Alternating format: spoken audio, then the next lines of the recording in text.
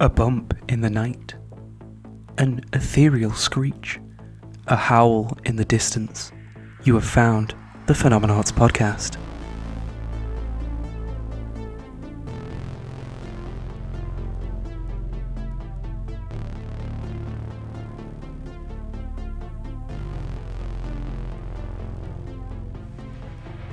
Hello, you collective of howling spirits and ectoplasmic horrors. You have tuned into the Phenomenauts Podcast, a weekly show where we look at the weird, wonderful, and mysterious happenstances of this and occasionally other universes. Taking you on this. Wow, I've really stopped there. Taking you on this wild ride is myself, D Barnes, and the ever awesome Amber Hall. We are a multi-platform podcast, so find us on YouTube, the new channel, the Phenomenauts Podcast, and we're still going to be uploading to the old channel still for a little bit longer. So you've got time to get used to it and switch over. I wonder how long that little time's going to go on for. It's been a while now. It has been a while. Phenomenauts Podcast. It's very simple. Just slap that bad boy into Google. We're also on iTunes, Spotify, and Transistor, so please do remember to like, follow, and share, and download, and all that really lovely stuff. It really does help us out. Yeah, it's just like what we want is to be in your ears, no matter what platform. Yeah. That, I don't know, it sounded a little bit weird. Just a little bit. D, what's going on? How are you? I'm alright, thank you. Just getting on with the old uni work and the usual things. Classic. Yep. Classic uni student getting on with uni work. Whoa. How are you doing, friend? Oh, well, you know what? I'm feeling a bit rough because it was my birthday this weekend. So I basically just, I'm feeling pretty worse for wear. But, I had a good time. I had a fun time, yeah. Good. Glad to hear it. So, this week we've got our Spectackular special. Yeah, we know we're a bit late, but it's fine. Yeah, that was my fault. My bad. Sorry. It's all good. But you need an obligatory Halloween episode. Yeah. That's just how these things that's work. just how it be. We've got to have a Halloween episode, just like we've got to have a Christmas episode and an anniversary episode. I mean, granted, you could probably select many of our episodes and then say that was the Halloween episode because they're all horrific. Yeah, there is some really horrific stuff in there. If you go to some of the first episodes, it's horrific because of the sound quality. If you go to some of the later ones, it's because of the content. Yeah, oh boy. So, with that in mind, our Spectackular special, the Halloween theme, can commence. Pull up a chair, turn off the lights, we're about to get spooky. I just thought I'd bring us some spooky stories, if I'm honest, I found. And then, two of them, well, they're both actually real cases, so I figured we could all get a little bit spooked with something a bit realistic. Yeah, I wanted to go a bit meta as well, so it wasn't necessarily about a case study, but how it's being handled when it comes to the sort of supernatural and spooky. So I think that'll be a nice one to wind down with at the end. Definitely. Okay. Well, I'll get us started then. So my first story I actually found on Cracked. And I've kind of spiced it up with a little bit of extra research from here and there. And it's about a man called Richard Lansley Green. A man expertly versed in the works of, Sir Arthur Conan Doyle. Actually, he's considered the foremost scholar on the subject. Conan Doyle being the person who penned Sherlock Holmes and quite a few other big stories. Yeah, classical artiste. Yeah. Well, so Green was found dead on May the 24th, 2004 in his bed in his London flat, garroted with a shoelace and a spoon. A shoelace and a spoon? Yeah. I was killed with a shoelace and a spoon is a pretty crap way to go. But it's also a little bit like a murder mystery, don't you think? It does sound a little bit like a Sherlock Holmes case, doesn't it? Mm-hmm. Well, Green had been implying at the time that his life was at danger, due to the fact he was attempting to complete a biography on Arthur Conan Doyle, wanting to access recently unearthed archives of papers and journals despite rumours of them being cursed. So devoted to his cause, in fact, he attempted to stop these rare journals that had just been found being auctioned. Green had become paranoid, believing he was being followed by an unidentifiable American man. Even going as far to speak outside to friends when inviting them over for fear that his flat was bugged. That's... On the night of his death, his sister attempted to call him and was baffled to hear an American voice on the answering machine. But that one's a bit of a red herring because it did actually turn out to be a generic recording that came with the tape. But if this was a Sherlock Holmes story, that would have been a cool little twist in the middle. This was the thing. That led to his body being discovered because there was no answer. But there was no signs of forced entry. But, this all said, the Criminal Investigation Department wasn't called from the very start, so a lot of useful evidence could have been disturbed or moved while they were dealing with the body. An inside job, hey? His friends thought suicide wasn't in his nature, but many do think he took his own life, deliberately making it look like a murder that mirrors a plot device from the Sherlock Holmes novels. That's that. I would do that if I did those stories. Specifically, the problem of Thor Bridge. Thor Bridge. It's a Sherlock Holmes novel, and it mirrors that's what it mirrors closest. Okay. The coroner couldn't rule out suicide, but trying to garrote yourself with a shoelace is really difficult, as you can probably imagine, right? Yeah. And basically, an expert found that it was unlikely Green could have actually asphyxiated himself before passing out. I think there's one way that we can determine whether it was possible. Let's start a new challenge, like the Tide Pod challenge. No. It's the shoelace spoon garrote challenge. Wow. Everybody, just pull that string out of your shoe, got a spoon. There you go. And there is only one recorded case of suicide by garroting in the past 30 years.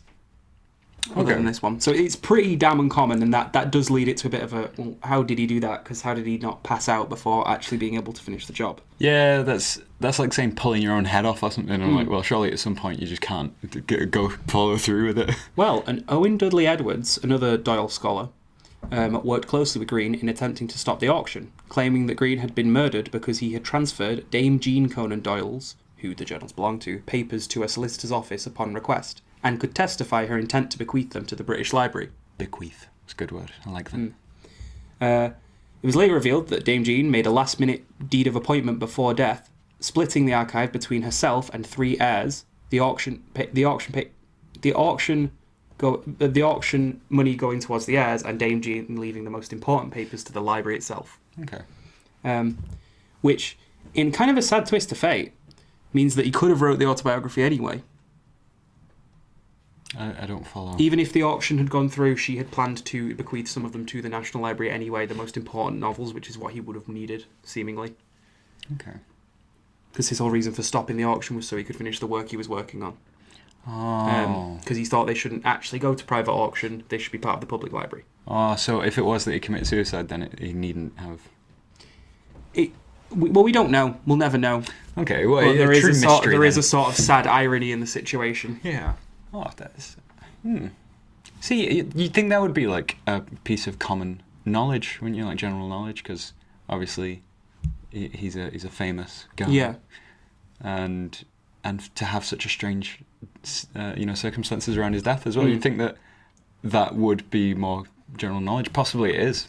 Maybe it's just me who didn't know this, but that's crazy. Yeah, it was a very interesting case to read, because obviously it does mirror a murder mystery. Yeah. And the guy was an expert on murder mysteries, so you can see why the assumption would get made that perhaps he did do it. But truth be told, I don't think we'll ever get a completely solid answer on the matter.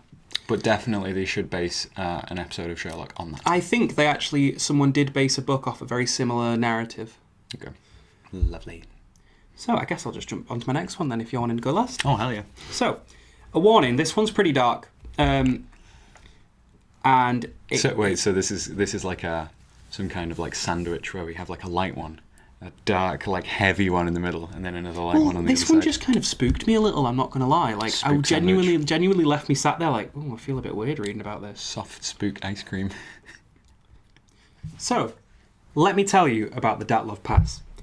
1959, and a skiing expedition were heading across northern Urals in Sverdlovsk Oblast, Soviet Union. Okay. And Igor Dyatlov, radio engineering student at the Rural Polytechnic Institute, was the group leader along with a group of 9 others made up of students and peers from the university, all which had a grade 2 hiking certificate, all expecting to receive their grade 3 on return, which was actually the highest certification you could receive in the Soviet Union at the time. 25th of January 1959, the group arrived at Ivdel. They took a truck to Visay, the last inhabited settlement in the north. They ate here in preparation for the next day's hike. January 27th, they started towards Orotin from Zahai. A day into the trek, Yuri Yudin had to turn back due to severe health problems, including a knee and joint issue, meaning he actually couldn't continue the hike. Okay. 31st of January, the group arrived at the edge of the highland, preparing for a climb and cached food and equipment. 1st of February, they moved through the pass, aiming to get over the pass and set up on the opposite side. Due to adverse weather conditions, they became lost and deviated west. Upon realizing their mistake, they set up camp on the slope of a mountain.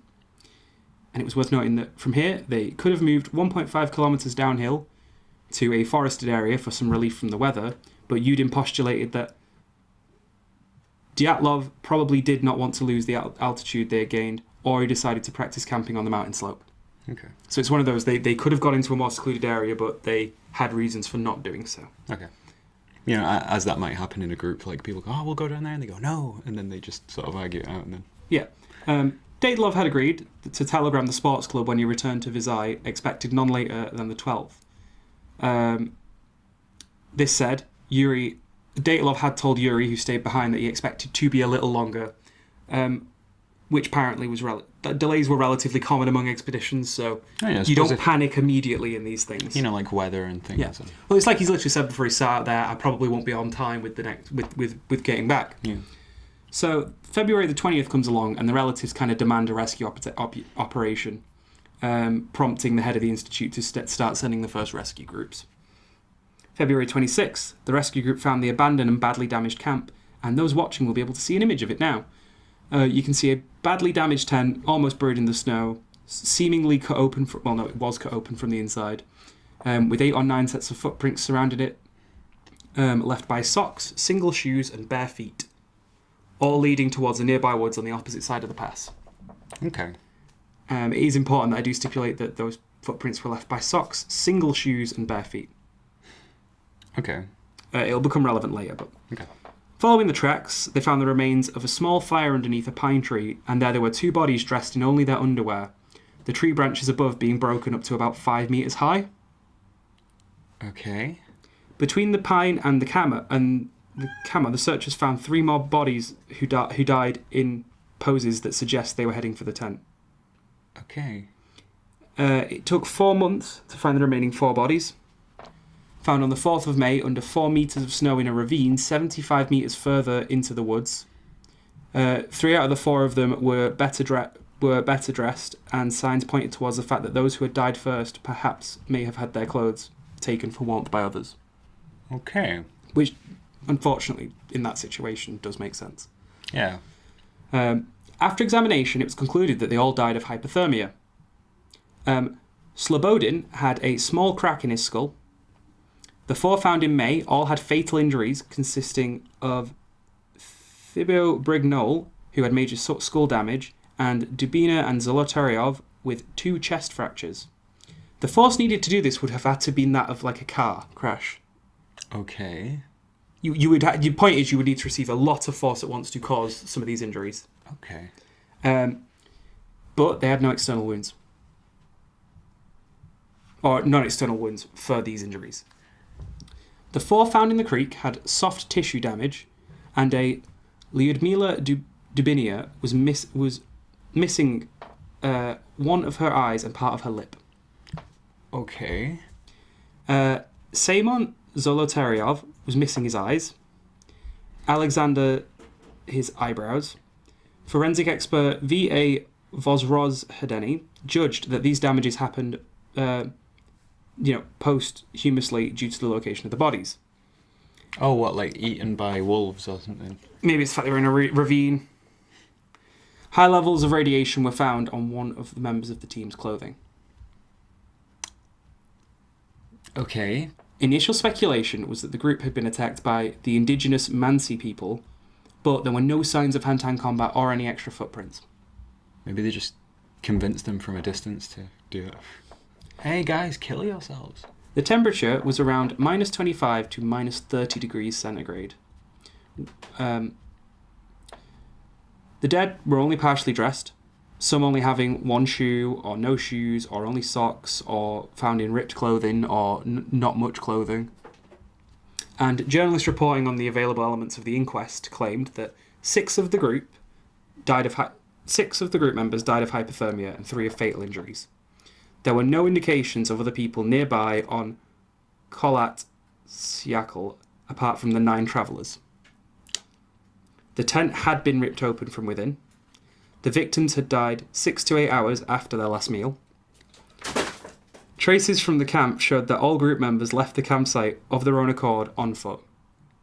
But with barefoot and things? Yep. High levels of radiation were found only on one of the victims' clothing. To dispel the theory of an attack by the indigenous Mansi people, Vozrozdeni stated that the fatal injuries of the 3 bodies could not have been caused by another human being because the force of the blows had been too strong and no soft tissue had been damaged. Yeah. That's the bit that seems weird. Like, they have no injuries, but their bones are broken. It really is odd, and released documents contain no information about the condition of the skiers' internal organs.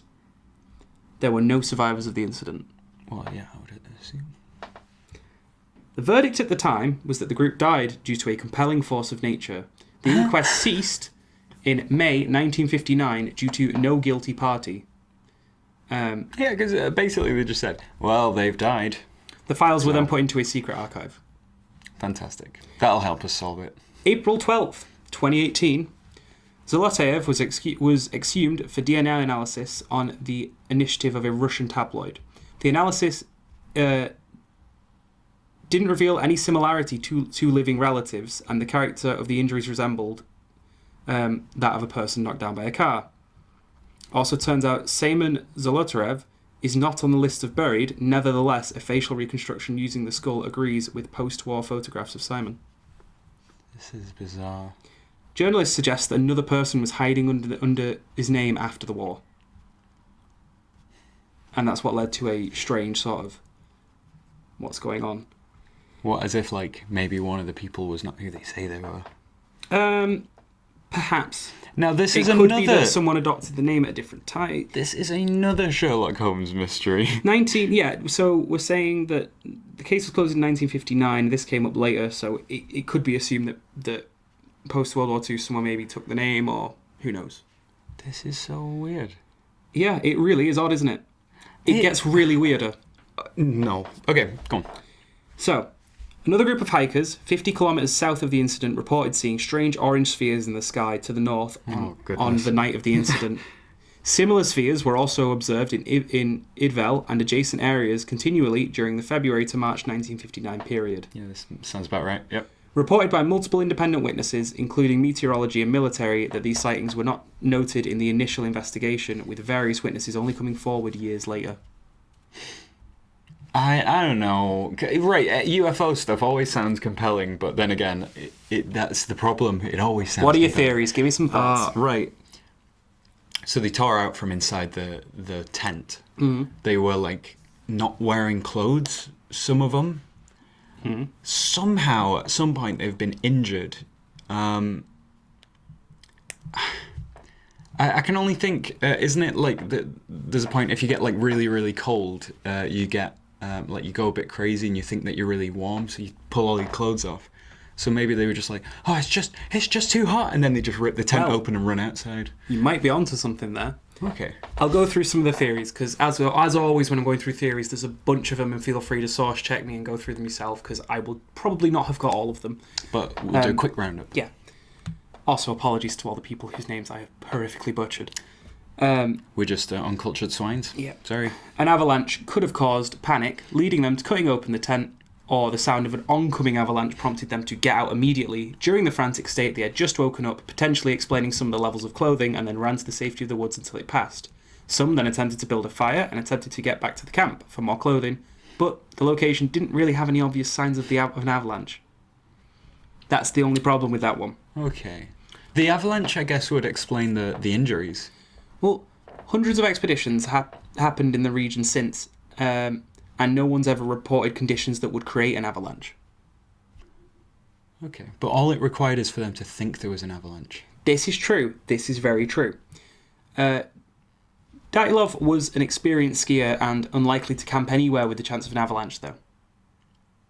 Like, he knew what he was doing. So maybe, they were in a place, but then they've been awoken suddenly with indications that there could be an avalanche, even though there shouldn't be, which they just responded to. Or perhaps, maybe the guy who knew that there wouldn't be an avalanche, he was sound asleep. And all of his friends who aren't so well up just went, avalanche! Slice. Tent open. Yeah. Another theory is Katabatic wind could have been to blame, a somewhat rare event and extremely violent, but was caused of similar case in Sweden. The sudden wind would have made it impossible to stay in the tent, but it would have made sense to cover the tent in snow and find better shelter. A torch left atop the tent could actually support this theory, perhaps acting as a signal allowing them to find the tent when they plan to return. Oh, so just really, really strong wind. We're going to have to get to cover. Just quickly, let's run. Don't worry about it because we'll be coming back, but then they didn't get a chance to go back. But then again, the injuries. Well, another theory is paradoxical undressing, a phenomenon caused by hypothermia that makes the patient want to remove their clothes in response to feelings of burning warmth. This said, while it is relatively undisputed that 6 out of 9 of the group died of hypothermia, the remaining 3 did acquire more clothing, and that suggests they were of sound mind. Yes. And now I have the dark ones. Okie doke, let's hear them. So, you know how we talked about that thing called infrasound? Yeah. Well, we know that infrasound can make you experience any number of things. Hallucinations. Yep. Dyatlov Mountain created a Kármán vortex street capable of producing infrasound, able to induce panic attacks, leading to the theory that this infrasound could cause enough distress to make them want to flee, only later being able to regain their composure to find their way back to camp, but stranded in the dark, and thus leading to them being unable to find their way back. Their traumatic injuries, perhaps caused by falling. Okay. Yeah, because didn't you say the tree that they were hiding under? It seemed like someone could have tried to climb up it. Yeah, I've got to climb, get more wood, and then they fall and just break their chest or skull or whatever. It was theorized to have been caused by military tests. So that would explain the orbs in the sky.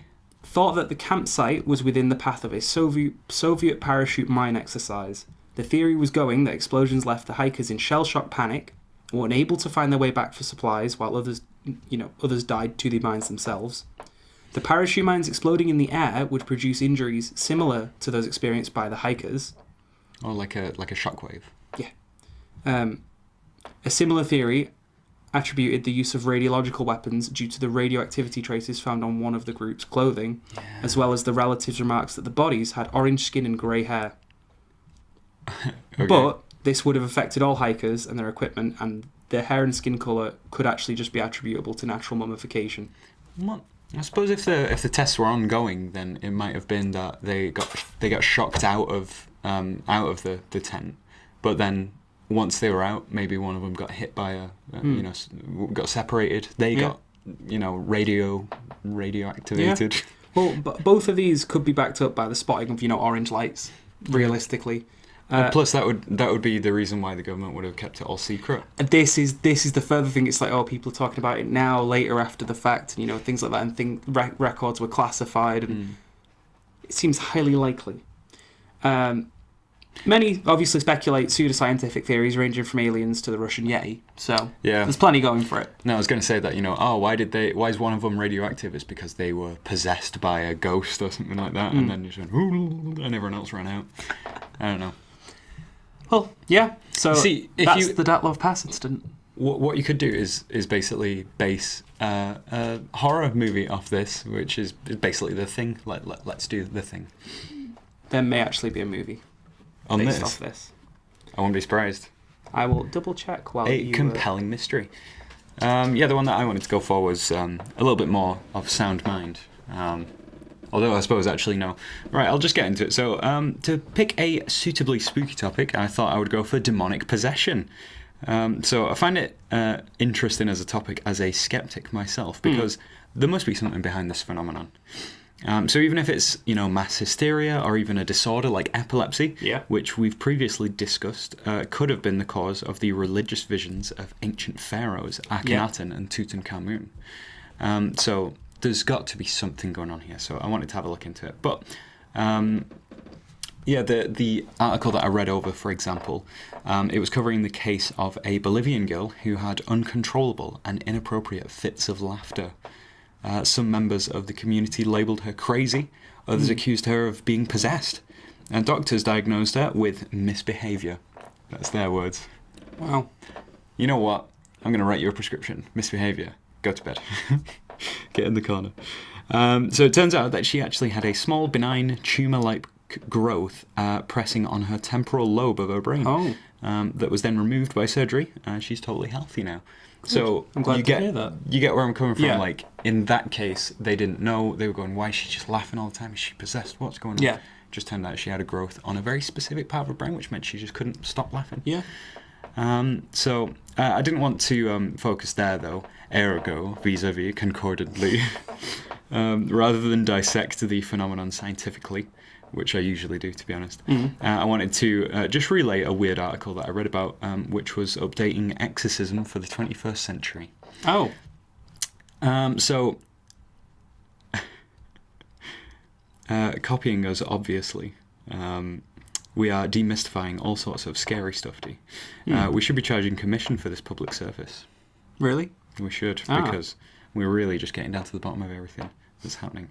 The demand for exorcism has increased worldwide in recent years. Oh. With as many as 500,000 people seeking exorcisms in Italy in 2017 alone. So it's happening more? It's increasing. Oh. And I'll explain why they suggest that is. The Vatican held a course to train priests in exorcism in 2018. The Vatican held an official course to train priests. All right. How to do this. So here we go. Quote, "The fight against the evil one, which started at the origin of the world, is destined to last until the end of the world."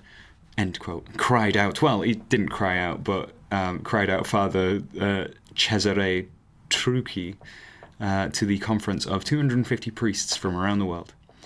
"But today we are at a stage crucial in history. Many Christians no longer believe in the devil's existence. Few exorcists are appointed, and there are no more young priests willing to learn the doctrine and practice of liberation of souls." So the increase in demand has been explained away in a very bizarre fashion by New York priest Father Anthony Barrett. He said to the Telegraph, "Demand is growing, absolutely. I think it is partly due to the internet, which makes Satan so accessible. Film and television programs are also a factor. There's a fascination." Oh, that's got to be the title, isn't it? Satan makes the internet makes Satan accessible. Yeah, the internet makes Satan accessible. This actually shocked me personally. I never knew that visiting fillmeallup.satanicpossession.com would actually fill me all up with satanic possession. At this conference, the priests have been discussing ways to tackle the rise in demand for exorcisms, including expelling Satan from the possessed over the phone, which apparently has already taken place. So I could just phone up for an exorcism. I'm possessed, man, and then they go, "Okay, the power of Christ compels you, get out." Hello, I think I might need an exorcism. I've been possessed. Hello, Father McCready. Help. Hello, yes. Can you put Satan on the line? Oh, is he not there? It's fine. Just send him a DM on the internet. Oh, hello, is that Satan? Ah, perfect. I was just calling up to let you know the power of Christ compels you. Hello? Hello? He hung up on me. I'm actually piloting an instant messenger platform for priests to get in touch with possessed individuals and Satan himself without any of the awkward phone conversation, because I know that. I get quite awkward on the phone sometimes, and just in case Satan is awkward on the phone, then that's going to fall flat. We need instant messaging or email. So it's just get rid me Satan. Hell I am. Hell I am at hell.com. Trivia time. Traumatizing trivia edition. Wait, what? Traumatizing trivia edition. UK statistics in 2017 showed that almost 1,500 child abuse cases were linked to occurrences of witchcraft and demonic possession, with children being abused by adults trying to expel the demons. So it looks like we are the demons, D. Happy Halloween. That's pretty upsetting. I don't know how to segue that into nice stuff we like. So here's the next section. Okay. Nice stuff that we like. Dear, I've been excited for this one because I had found something that I was really excited to talk about. Okay. I'm really upset that I was ill last week and we didn't get to record. We can talk about it now, it's fine. But what I like this week is what's it called now? Robot Pro Wrestling Taikinoga. Yes! Robot Pro Wrestling! Robot Pro Wrestling. Oh my god! Just yes. Put that in YouTube. In Japan, they've just got remote control robots and they just fight each other. They have different moves. They do drop kicks, they do suplexes and stuff. All this craziness. And there's a ref bot. It's so fun. It's ridiculously like Japanese in like, you know, the niche that it is. I've watched a little bit of it with you. I think. Well, no, I think I watched quite a lot of it with you, to be honest. But it's fantastic. It's really interesting. There's some really fascinating like engineering going on. People clearly putting in a lot of time to make these what are quite impressive little robots, and then trying to actually pilot them is. And we're at a point now where we have mastered sort of engineering and robotics so much that you can just create tiny little wrestlers and then have them fight each other. I think it's just really cool. It's very frivolous, and I like that. Whimsical. I would have it. What about you, do? Well, I think upon when we would have recorded this, I think the thing I was enjoying the most, well, I still am enjoying it a hell of a lot, to be honest, is I've been getting a bit crafty again. Crafty. A good friend's been teaching me how to make hand puppets and actually sew properly and not terribly, which is really nice to learn. And just a straight up good time. It's nice to just, you know, get my hands dirty and actually get on making something that's physical. Yeah, nothing wrong with creation. It's a powerful thing. Exactly. Oh, that's really good. Yeah. So there you have it, folks. That's our Halloween Spectackular. Thank you very much for tuning in. As always, we love you all. Don't forget about the initiative. Introduce the podcast to anyone you think might enjoy it. Let us know your names either in the YouTube comments or email us at phenomenautspodcast@gmail.com. Give you a shout out live on air if you'd like. Catch you all next week, folks. Peace out. Bye. Bye now. Goodbye. I'm just going to hold this face for as long as possible. Goodbye. Oh, that's... Yeah, I forgot that I had that little trivia time at the end, and it was supposed to be, we'll just wind down with my whimsical one, and then apparently I thought I'd just punctuate that at the end with a full stop of just child abuse. It's like really awful. Well, it is upsetting to hear them. Yeah, but these things do happen, sadly. Oh well. Happy Halloween.